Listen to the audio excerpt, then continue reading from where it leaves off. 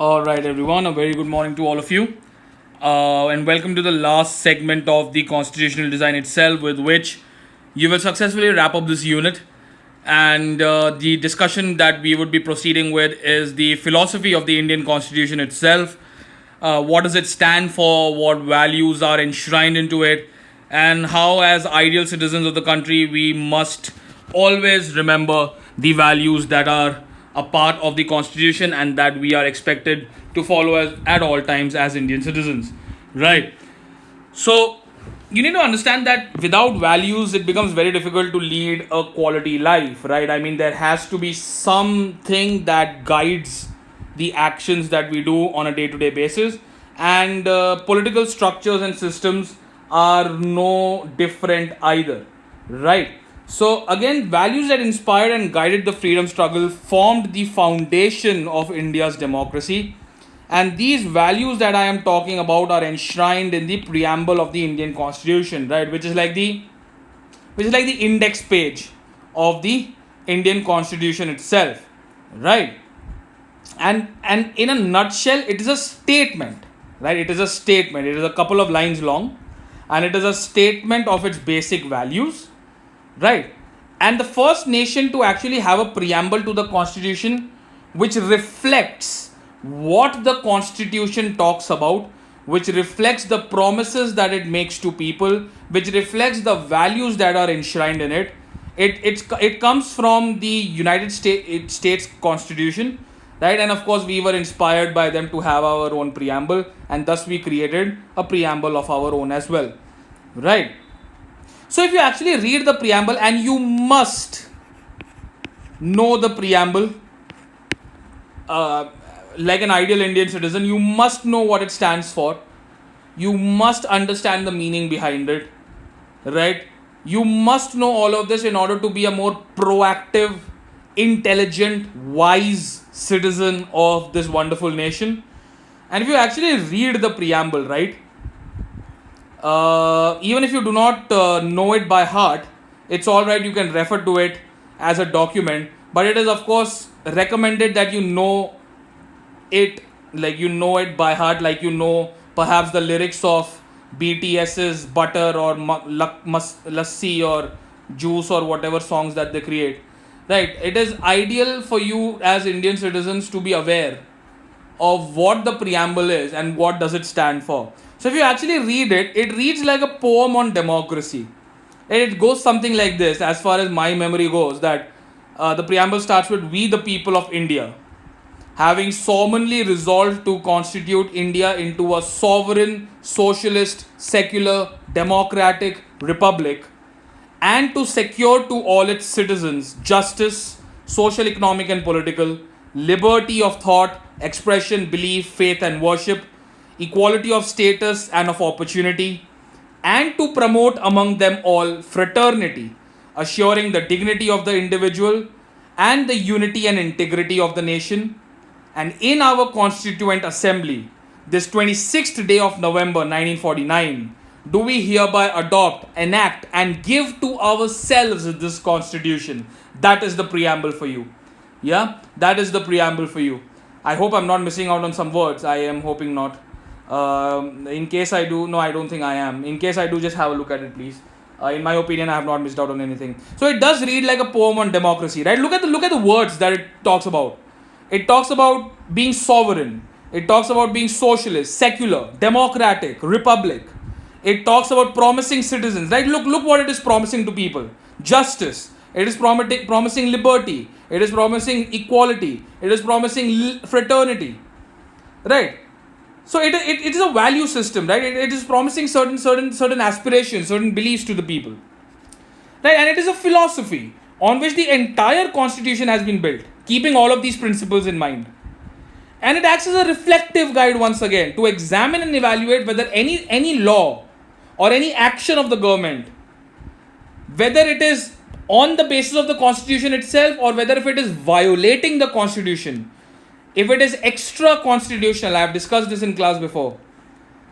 ठीक है, तो इसमें से कोई भी प्रिंसिपल वायलेट नहीं होना चाहिए, किसी की जस्टिस वायलेट नहीं होनी चाहिए, लिबर्टी वायलेट नहीं होनी चाहिए, इक्वालिटी वायलेट नहीं होनी चाहिए, ठीक है, हमारा सेक्युलर नेचर वायलेट नहीं होना चाहिए, हमारा सॉवरेन नेचर वायलेट नहीं होना चाहिए, हमारा रिपब्लिकन नेचर वायलेट नहीं होना चाहिए. It acts as a reflective guide. Am I making sense? That is why you must know the preamble, so that you can make intelligent decisions as a citizen of this country and not let any political party make a fool out of you. Right, and that is why it is also often called the soul of the Indian Constitution. Am I making sense? Right, it is often called the soul of the Indian Constitution, Atma. Right, because it contains those values which are necessary for anything to happen in the country, for any law to be passed, for any policy to be created, so on and so forth. Right, and now on the basis of this discussion, I want to deep dive into the preamble itself. I want to deep dive into the preamble itself, and I want to discuss these terminologies that form a part of the preamble. There are 10 terminologies that I am very interested in discussing. We will start with the first sentence, we the people of India.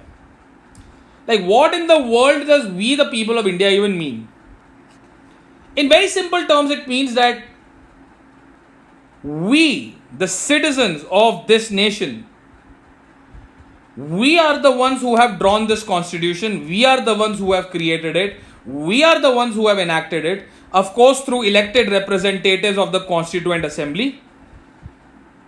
We have done this on our own accord. Nobody has forced us to do this. The British have not forced us, the Americans have not forced us, they are not involved, the Australians are not involved, the Japanese are not involved, and no other outside power has given this to us. We have gifted it to ourselves. So we the people of India, not the people of America, not the people of Sri Lanka, not the people of Malaysia. We the people of India. So that is what it means. Am I making sense? Right. So we the people of India. Right. Having solemnly resolved to constitute India into a sovereign. Term number 2. Sovereign. Sovereign का मतलब होता है कोई भी देश जो अपना head of the nation खुद इलेक्ट करता है. मेरी बात समझ आ रही है? That the people of the nation, sorry, that is republic I was discussing, my bad, please kindly forgive me, that was republic that I was discussing. Sovereign का मतलब होता है कि elected representatives के पास they have the supreme right to make the decisions, and in turn of course the people have the absolute authority. People will elect their leaders and leaders will take decisions, right?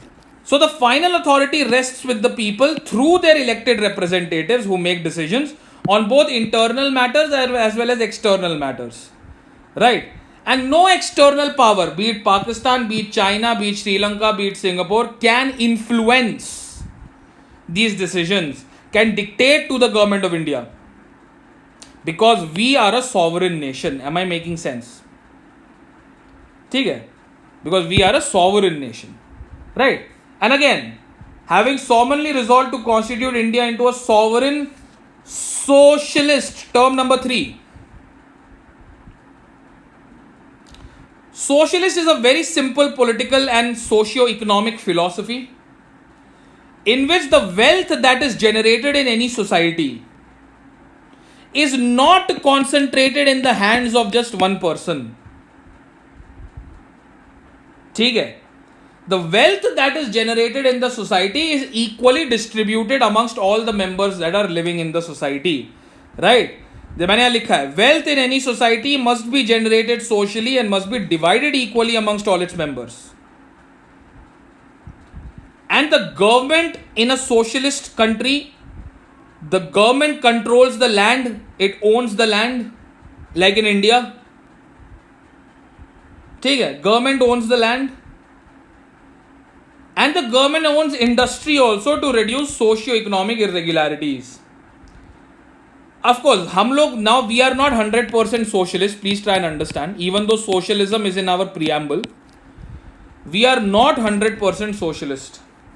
Because we have private industry, we have Adani, Ambani, and all of these people as well, private industrialists. पर उसके अलावा हमारे पास सरकारी फैक्ट्रियां भी हैं. We have public sector undertakings like ONGC, है ना, ONGC, we have SAIL, we have भेल, so on and so forth, MTNL, BSNL, stuff like that. तो मतलब हमारे देश में आपको जियो भी मिलेगा, आपको रिलायंस भी मिलेगा, आपको एयरटेल भी मिलेगा, आपको वोडाफोन भी मिलेगा, पर उसके साथ साथ आपको MTNL भी मिलेगा, आपको BSNL भी मिलेगा. हमारे देश में आपको टाटा का स्टील भी मिलेगा, लक्ष्मी मित्तल का स्टील भी मिलेगा, लेकिन उसके साथ साथ स्टील अथॉरिटी ऑफ इंडिया का भी स्टील मिलेगा, which is a government owned factory. मेरी बात समझ आ रही है? तो the government steps in, government creates policies for the welfare of the people so that a more equitable, a society with greater equity can be created, which will in turn reduce socio-economic differences and irregularities. That is a socialist form of government. Am I being clear? ठीक है. Now let us move on to the third term, sovereign, socialist, secular, democratic republic. So secular is the next term. हमारे देश में secularism का थोड़ा अलग मतलब होता है. Usually secularism, in the Western concept, secularism means that the government and religion, that is the church, are two separate entities and they will not be involved with one another. That is the meaning of actual secularism. But in the Indian context, secularism means that citizens have the freedom to practice any religion that they want, or to not follow any religion at all. There will be no official religion. Hinduism is not an official religion. Islam is not official. There is no official religion. If I want, I can follow Hinduism. If I want, I can follow Islam. If I want, I can follow Christianity. If I want, I can follow Buddhism or Jainism. My wish. And irrespective of which religious belief you follow, the government is supposed to treat you with equal respect and dignity. तुम हिंदू हो या मुसलमान हो या Christian हो या कुछ भी हो. That is the Indian meaning of secularism. Right? That we will respect every single religion. We will respect everyone irrespective of the religion that they follow. We will treat them with dignity. We will give them the same opportunities. That is the Indian meaning of secularism. Clear? Western meaning I have already discussed. It is slightly different. ठीक है? It is slightly different. Okay. Then sovereign, socialist, secular, democratic republics. Or democratic, I think you understand. Democratic, I don't have to explain. We have done what is democracy, why is democracy, so you understand what a democratic form of government is. So that I don't need to explain to you again. Then sovereign, socialist, secular, democratic, republic. हाँ, ये मैं explain करने लगा था गलती से. I ended up explaining this instead of sovereign initially. Republic is the form of a nation in which the head of the nation or the head of the state, as in the president in this case, is an elected person and not a hereditary position like the Queen of England. Queen Elizabeth is not an elected person. She is the queen of the royal family. ठीक है. उसके बाद जो उसका बेटा आएगा, Prince Charles, he is also not elected. He is her son. He will become the king after Queen Elizabeth dies. So United Kingdom is not a republic. Am I being clear? Because they do not elect the head of the state. The prime minister is not the president. There is no president in the nation. It's a queen. हमारे देश में president elect होता है. Like Ramnath Kovind, who is currently the president, is elected. That is why India is a republic. Clear. That is why India is a republic. Right. For instance, United States is a republic. Because the head of the nation is elected. Singapore is a republic. Malaysia is a republic. Right? Am I making sense? Okay, so republic, where the head of the state is an elected person and not a hereditary person. And then moving on. And to secure for all its citizens justice. Number 1. 3 type की justices हैं. Social justice है, political justice है, economic justice है. ठीक है. तो justice का यही मतलब होता है कि you can not discriminate on the grounds of caste, religion और जेंडर और whatever. You cannot treat everybody differently. Everybody must be treated the same. Everybody must be given the same opportunities for justice. Social inequality must be reduced because that is also a part of justice. Government should take steps towards the welfare of all citizens, particularly the marginalized groups, the disadvantaged groups. That is promotion of justice. Social justice. मैं लिख देता हूँ. Social justice, economic justice, and of course political justice. ठीक है. So that is justice for you. Again, pretty self-explanatory. This is not rocket science. Okay. Then liberty. Basically freedom. कि ज्यादा restrictions नहीं है citizens के ऊपर अपने आप को express करने के लिए, गवर्नमेंट के साथ डिसअग्री करने के लिए, अपने थॉट्स को एक्सप्रेस करने के लिए. There is liberty that the constitution gives. Freedom of speech and expression. Of course there are reasonable restrictions for sure. Like you cannot go around randomly abusing people and say that, oh, it is my freedom of speech and expression. No, you will be thrown in jail. You cannot randomly stand outside the parliament and abuse the prime minister. You will be thrown in jail. Or you cannot stand outside the Rashtrapati Bhavan and say, hey, president is useless, make me the president. Now you can't do that. You can criticize constructively. If you are unhappy with Modi, for example, you can explain yourself as to why you are unhappy with Modi. Yeah, that is allowed because this is a democracy. Dissent is a very important part of democracy. मेरी बात समझ आ रही है? But in a democratic manner, in a respectable way, not hurling abuses at one another. That is not democratic. So liberty. And then equality, of course. Everyone is equal in the eyes of the law. Social inequality therefore should be ended. Government should ensure equal opportunities for all, irrespective of caste, gender, religion, sex, creed, whatever. That is equality for you. Again, this is not rocket science. You can explain it yourself. And then, of course, the last bit is fraternity, bhaichara,